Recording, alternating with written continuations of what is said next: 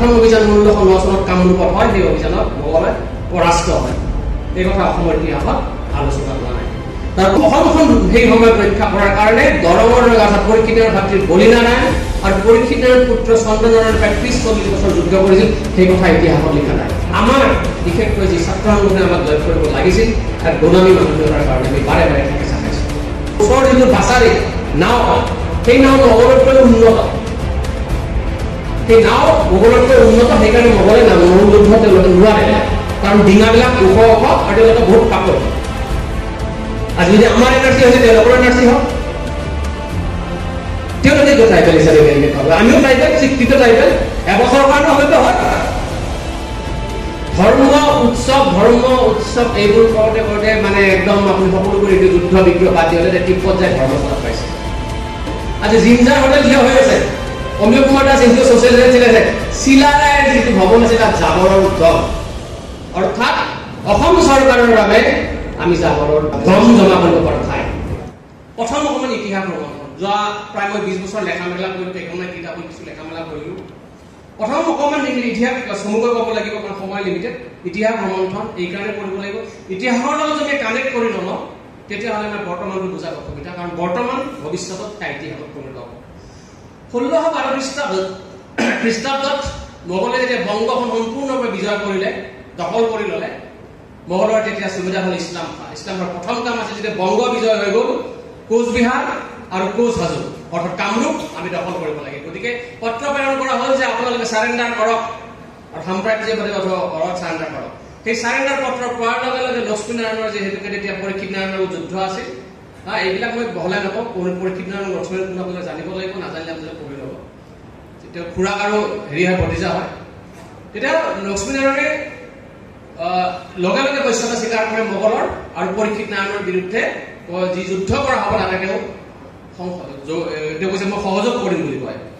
সেই যেতিয়া সেই একেখন চিঠি পৰীক্ষিত নাৰায়ণৰ ওচৰত আহি পেলাই পৰীক্ষিত নাৰায়ণে ক'লে যে মই সাৰেণ্ডাৰ নকৰোঁ আপোনালোকৰ ওচৰত মই সাৰেণ্ডাৰ নকৰোঁ যুদ্ধ গ্ৰহণ কৰিম সেই 1609 চনৰ কথা আছিল গতিকে পৰীক্ষিত নাৰায়ণে অহংকাৰ দেখা পায় যিটো সাম্ৰাজ্যবাদী শক্তি মোগলে লগে লগে তেওঁ এটা প্ৰথম অভিযান চলায় 1609 খ্ৰীষ্টাব্দত আৰু সেই অভিযানতে কিন্তু মোগল বাহিনী যেতিয়া মোগল বাহিনী হৈ থকা নাই এইটো মই এইটো এটা জোটবন্ধন বুলি কওঁ মিত্ৰ বাহিনী বুলি কয় কিন্তু যদি এলায়েন্স মেথড মোগল যিটো জোটবন্ধন তাত ৰাজপুত আৰু আপোনাৰ বিজিত বংগদেশৰ আফগান পাঠান আৰু বিভিন্ন হিন্দু ৰজাসকলৰ এটা বিৰাট বিশাল বাহিনী সেই মোগল বাহিনীৰ যে প্ৰথম অভিযান 1609 চনত কামৰূপত হয় সেই অভিযানত মোগলে পৰাস্ত হয় এই কথা অসমৰ ইতিহাসত আলোচনা হোৱা নাই তাৰ পৰৱৰ্তীলৈ যদি এই যে শিক্ষাৰ পৰা বিশাল আয়োজন কৰি 1612 খ্ৰীষ্টাব্দত মোগলে কামৰূপ আক্ৰমণ কৰে প্ৰথমতে কামৰূপৰ প্ৰথম আক্ৰমণ বৰ্তমান তেতিয়া বাংলাদেশৰ ৰংপুৰ এলেকাত হয় সেই এলেকাত অলপ ঢিলাকে আক্ৰমণটো প্ৰতিৰোধ কৰা হয় যদিও তাৰ পিছত পৰীক্ষিত নাৰায়ণে মোগলক প্ৰতিৰোধ কৰাৰ কাৰণে ধুবুৰীলৈকে মোগল আহি পায় ধুবুৰীত যিটো ধুবুৰী দুৰ্গ বুলি কৈছিল সেই আমাৰ আটাইতকৈ সুৰক্ষিত ধুবুৰী দুৰ্গত সকলো সময়তে 10,000 সৈন্য থাকে আৰু এই ধুবুৰী দুৰ্গত যিখন তয়ামায়া ৰণ হৈছিলে ধুবুৰীত যি যুদ্ধ হৈছিলে সেই যুদ্ধ উত্তৰ পূবৰ ইতিহাসত মোগলৰ লগত কোনেও কৰা নাই আপোনালোকে শৰাইঘাটৰ ক'ব পাৰে বহুতে ক'ব পাৰে মই কিবা কোচ কাৰণে কথা কৈছোঁ কিন্তু শৰাইঘাটৰ যুদ্ধৰ কথা যদি অসম গুৰুজীত মাত্ৰ এটা পেৰেগ্ৰাফ লেখা আছে ধুবুৰীৰ যুদ্ধৰ কথা অন্ততঃ 30-40 পৃষ্ঠা লেখা আছে বাহাৰী চাইনিক হাইব্ৰিড মোগলে লিখি থৈ গৈছে সেই ধুবুৰীৰ যি চিত্ৰ যিটো মোগলক ৰাজপুতৰ চিত্ৰগড় দুৰ্গটো জয় কৰিবলৈ যদি 4 মাহ সময় লাগিছিল ধুবুৰী জয় দুৰ্গটো ধূলিসাৎ কৰোঁতে সময় লাগিছিল মোগলক 4.5 মাহ 3.5 মাহ আৰু তেওঁলোকে কৈছিল যে এই কোচক নোৱাৰিবলৈ আল্লাহৰ দোৱা আৰু বাদশাহৰ সৌভাগ্য এই দুটা লৈ তেওঁলোকে যুদ্ধ কৰিব লগা হৈছিল তেওঁলোকৰ নিজৰ ওপৰত ভৰসা নোহোৱা হৈছিল যে বাদশাহৰ যদি সৌভাগ্যত আছে কোচ ৰাজ্য আৰু যদি আল্লাহৰ দোৱা আছে তেনেহ'লে আমি কোচক বিজয় কৰিব পাৰিম ধুবুৰী দুৰ্গত দখল কৰাৰ পিছত কিন্তু তাৰপিছত সেই সময় আপোনাৰ পৰীক্ষিত নাৰায়ণে অসমৰ ৰজা প্ৰতাপ সিংহক সহায় ভিক্ষা কৰে যে আপুনি সহায় কৰক কাৰণ আজি মই অসম আৰু মোগলৰ মাজত জেওৰা হৈ আছো এই বাক্য আছে মই জেওৰা হৈ আছো এই জেওৰা যিদিনা ভাঙিব অৰ্থাৎ বাফাৰ ষ্টেট হৈ আছে এই জেওৰা যিদিনা ভাঙিব সিদিনা কিন্তু আপোনাৰ গড়গাঁও গৈ ধুবুৰীৰ ঘাট হ'ব কিন্তু সেই কথা প্ৰতাপ সিংহে বিশ্বাস নকৰি ক'লে আপুনি যদি আপোনাৰ ৰাজ্যৰ আধা মোক দিয়ে তেনেহ'লে অৰ্থাৎ দক্ষিণ তেনে মই সহায় কৰিম আদাৰৱাইজ আপোনালোকে জিদে যুদ্ধ কৰক মই সহায় কৰিব নোৱাৰিম অসমৰ স্বৰ্গদেউ প্ৰতাপ সিংহই সহায় নকৰিলে পটাৰ কিন্তু বল বান্ধি আপোনাৰ পৰীক্ষিত নাৰায়ণে যুদ্ধ কৰিলে পৰীক্ষিত নাৰায়ণে ধুবুৰীত আহি যিখন যুদ্ধ কৰিছিলে তেওঁৰ লগত জোৱাই আছিল ডুমৰীয়া ৰজা সেই ভয়ংকৰ যুদ্ধত তেওঁলোকে মোগলক ধুবুৰীৰ পৰা ৰিকেপচাৰ কৰিছিলে অৰ্থাৎ পুনৰ উদ্ধাৰ কৰিছিলে সেই কথা অসমৰ ইতিহাসত ইমান গৌৰৱজনক ইতিহাস কিন্তু অসমৰ ইতিহাসত নাই কোচ সৈন্যই এনেদৰে আক্ৰমণ কৰিছিল যে তেওঁলোকে মোগলৰ সমগ্ৰ নৌবাহিনী ধ্বংস কৰি পেলাইছিল একমাত্ৰ তেওঁলোকে লিখিছে একমাত্ৰ সাহসী পাঠান কেইটাহে বোলে তাত টিকি থাকিব পাৰিছিল বাকী লক্ষ্মী ৰাজপুত বুলি আছিলে কেইবাজনে চব পলাই পত্ৰং দিব লগা হৈছিল সেই বিভিন্ন হেৰিৰ মাজতো ইতিহাসত লিখা হয় যে কোচ আৰু মোগলৰ লগত হাৰি পেলাই হেৰি হৈ গ'ল কিন্তু নহয় তেওঁলোকে বুজাবুজিতহে পৰীক্ষিত নাৰায়ণে তেওঁলোকৰ তাত চাৰেণ্ডাৰ কৰিছিল আৰু পৰৱৰ্তী পৰ্যায়ত যিহেতুকে ইছলাম খাৰ মৃত্যু হৈ যায় আৰু পৰৱৰ্তী পৰ্যায়ত পৰীক্ষিত যি আপোনাৰ মানে প্ৰতিশ্ৰুতি নৰখাৰ ফলত কোচ ৰাজ্যখন সৰু সৰু টুকুৰা হৈ যায় কিন্তু ইণ্টাৰেষ্টিং কথা কি জানে সেই ইতিহাস আমাৰ আলোচনা কৰা হোৱা নাই আহোমক বেকত ৰাখি অসমখন সেই সময়ত ৰক্ষা কৰাৰ কাৰণে দৰঙৰ ৰজা পৰীক্ষিত ভাতৃ বলিনাৰায়ণ আৰু পৰীক্ষিত পুত্ৰ চন্দ্ৰনাৰায়ণ প্ৰায় 30-40 বছৰ যুদ্ধ কৰিছিল সেই কথা ইতিহাসত লিখা নাই সেই সময়ত অথচ স্বৰ্গদেউ প্ৰতাপ সিংহই কামৰূপ খণ্ডটো আপোনাৰ মোগলক দি দিবলৈ খুজিছিল মোগল বিষয়া ইব্ৰাহিম কুৰুৰী আছিল তেতিয়া ইব্ৰাহিম কুৰুৰী কৈছিল যে আপোনাৰ অসমখন মোগলে আক্ৰমণ নকৰে যদি আপুনি মোক কোচহাজৰ ৰজা পাতে কিন্তু তেতিয়া কৈছে আপুনি কি তেতিয়া প্ৰতাপ সিংহই কৈছিল কোচহাজৰ ৰজা কি লাগিলে মোৰ ছোৱালী ল'ব আৰু আপোনাক ইমান ধন সম্পত্তি দেখা নাই কিন্তু আপুনি মোক মাত্ৰ মোগলে যাতে আক্ৰমণ নকৰে তাৰ কাৰণে এটা ব্যৱস্থা কৰক তেনেকুৱা এটা পৰিস্থিতিত অহৰহ প্ৰায় যুদ্ধ কৰি এই কামৰূপ খণ্ডটো মোগলৰ অধীন নোহোৱাকৈ আপোনাৰ কোচসকলে ৰাখিছিল আৰু যি আজি আধুনিক অসম এটা চেপ লৈছে কামৰূপ খণ্ডলৈ অসমলৈ চেপ লৈছে সেইটো হৈছে আমাৰ যি অহৰহ স্বাধীনতাৰ স্পৃহা কথাটো হৈছে মোৰ বৰ্তমানলৈ সেই স্বাধীনতাৰ স্পৃহাটো ক'ত প্ৰত্যেকজন কোচে পৰীক্ষিত নাৰায়ণৰ মৃত্যুৰ পিছতো প্ৰত্যেকজন কোচ সৰু বৰ কোচে যিটো যুদ্ধ দিছিল নিজৰ স্বাধীনতাৰ কাৰণে 100জন মানুহলৈ যুদ্ধ দিছিল 20জন মানুহলৈ যুদ্ধ কিন্তু যুদ্ধখন দিছিলে কিন্তু সেই স্বাধীনতাৰ স্পৃহা বা সেই মানসিকতা আমাৰ আজি তাৰিখত আমি যদি বৰ্তমানলৈ উভতি আহোঁ আমাৰ বিশেষকৈ যি ছাত্ৰ সংগঠনে আমাক জয় কৰিব লাগিছিল এক গোলামী মানসিকতাৰ কাৰণে আমি বাৰে বাৰে ঠেকেচা খাইছোঁ কিন্তু প্ৰতিবাৰে আমাৰ গোটেই আবেগ অনুভূতিক আগবঢ়াই নি পেলাই চৰকাৰৰ সৈতে এনেকুৱা এটা মুভমেণ্টত তেওঁলোকে কম্প্ৰমাইজ কৰি দিয়ে যে আমি এটা একো নোপোৱা কথা আজি যোৱা 20 বছৰত মই যদি নিজেই চাওঁগে যোৱা 2004 পৰা 2024 চাওঁ আমাৰ প্ৰাপ্তিৰ ঘৰটো কিন্তু শূন্য অথচ আমি কৰি আছো আমি পানী খান্দি আছো কিন্তু আমি এঠাইত খান্দিব পৰা নাই ভাবি কাৰণে আমাৰ পানীটো ওলোৱা নাই আমি খান্দি আছো প্ৰাপ্তিটো আমাৰ আজিৰ তাৰিখত আমি যিমান পাব লাগিছিল সেই প্ৰাপ্তিটো নোপোৱাৰ কাৰণটো হৈছে আমাৰ ক'ৰবাত আমাৰ দুখটো নিজৰ আৰু মোৰ ক'ৰবাত এটা মোৰ বিশ্বাস হয় কিবা এটা কাৰণে মোৰ বিশ্বাস হয় যে আমি যিটো অসমীয়া জাতীয়তাবাদৰ যিটো ট্ৰেপত পৰিলোঁ অসমীয়া মোৰ জাতীয়তাৰ কোনো সমস্যা নাই কিন্তু আমি নিজৰটো বাদ দি যেতিয়া অসমীয়া জাতীয়তা কৰিবলৈ ধৰিলোঁ তেতিয়াই কিন্তু আমাৰ এটা সাংঘাতিক ক্ষতি হ'ল কাৰণ অসমীয়া জাতীয়তাবাদটো হৈছে তেওঁলোকৰ ভাষাত বৰদৈত আমি হৈছোঁ সৰু সৰু নদী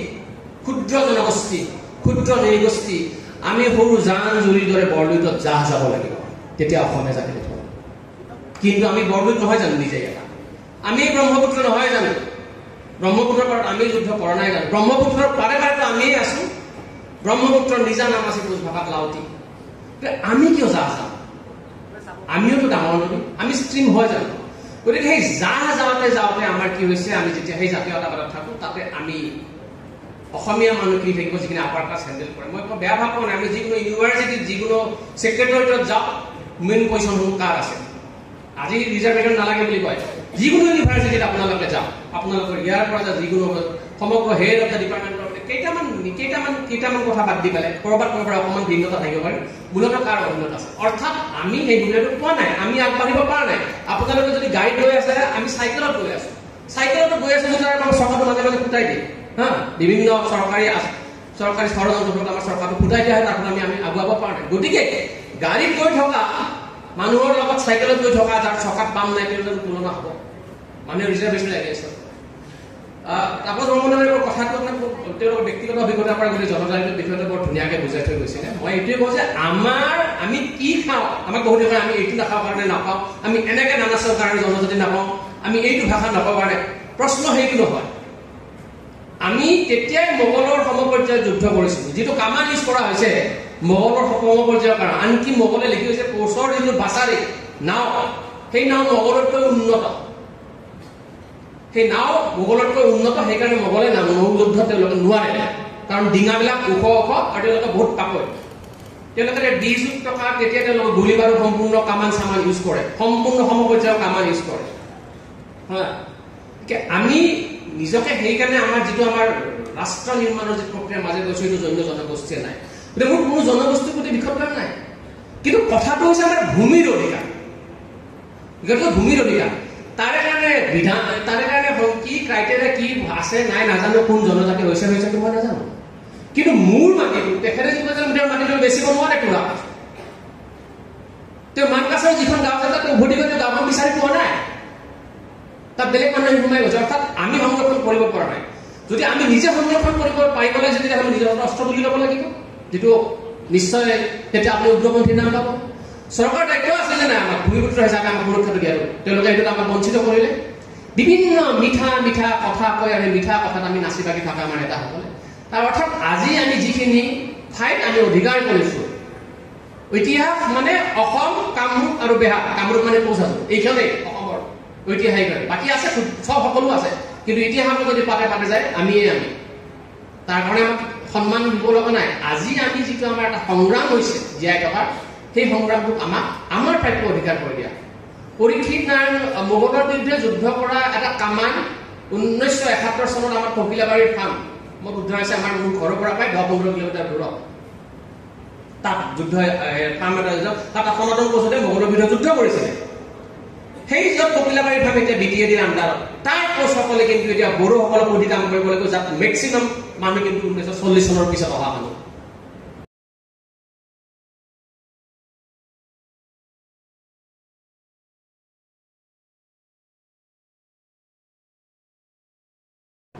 অনুসূচিত জনজাতি আমি জনজাতি অনুসূচিত হোৱা নাই আমিও স্বীকৃত হয় এবছৰ কাৰণে আমাৰ ভাৰতীয় সংবিধান ভুল নেকি ভাৰতীয় সংবিধানটো আমাৰ এবছৰ কাৰণে পাতিছে মাত্ৰ সেইটো গ্ৰহণযোগ্য হ'ল আমিও স্বীকৃত তাত এবছৰৰ কাৰণে হ'লেওতো হয় তেতিয়া আমাৰ ভূমিৰ আমাৰ অধিকাৰ আমাক খেদিম বুলি কয় এতিয়া ক'বলৈ এৰিলে এতিয়া আমাক খেদিম বুলি কয় আমাৰ যিখিনি আমাৰ ভাষাৰে তেওঁলোকৰ ফালে তাৰ পুৰণি মানুহখিনিয়ে যিখিনি মদাহী মানুহ আছে যিখিনি পুৰণি মানুহ পঢ়া তেওঁলোকে যে কয় ইয়ালৈকে ভুটীয়া মানুহ আছিল কোচখিনিয়ে লাগি ভুটীয়াখিনি পাহাৰত উঠাই দিলে যুগে যদি আমি কিন্তু এই ভূমিক ৰক্ষা কৰি আছো কিন্তু এই ভূমিৰ যেতিয়া আমি ভূমিপুত্ৰ হয় আমাৰ কথাটো আমাক বিভিন্ন ধৰণে ভাষাত ঠাট্টা কৰা হয় উপাধি ঠাট্টা কৰা হয় দাস উপাধি মই বহুবাৰ ঠাট্টা পাইছো ৰয় উপাধি মানুহ ঠাট্টা কৰা হয় আজি কেইবছৰমান আগত NRC কাগজ বিচাৰিছে আধাৰ কাৰ্ড বিচাৰিছে আমাৰ আমাৰ ধুবুৰী ল'ৰা এটাক আপোনাৰ মঙলদৈ বিভিন্ন ধৰণৰ এনেকুৱা ঘটনা আছে গতিকে আমি যিহেতুকে মই সামৰি কৰিম কাৰণ সময়টো আপোনাৰ এটা লিমিটেড সময়ত আছে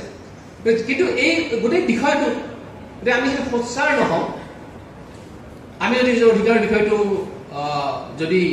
আমি সজলে উত্থাপন নকৰোঁ তেনেহ'লে কিন্তু আমি হেৰাই যাম যোৱাৰ মই সামৰি এটা কথা ক'ব বিচাৰিম যে তিব্বতৰ কথা আপোনালোকে সকলোৱে জানে তিব্বত দেশখন এতিয়া ক'ত আছে ধৰ্মশালাত আছে